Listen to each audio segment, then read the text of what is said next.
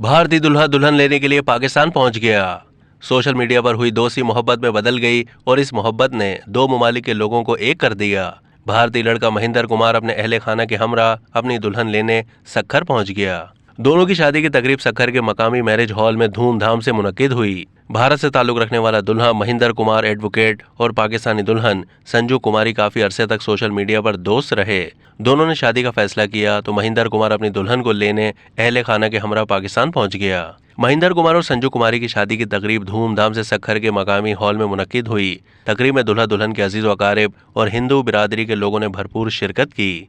संजू कुमारी अपने शौहर के हमरा कुछ दिनों में भारत चली जाएगी। ख्याल रहे कि सरहद पार शादियां कोई अनोखी बात नहीं है। इसकी सबसे नुमाया मिसाल पाकिस्तानी क्रिकेटर शोएब मलिक की भारतीय टेनिस स्टार सानिया मिर्जा से शादी है। यही नहीं बल्कि पाकिस्तानी क्रिकेटर मोहसिन हसन खान ने भी भारतीय मशहूर अदाकारा रीना रॉय से शादी की थी।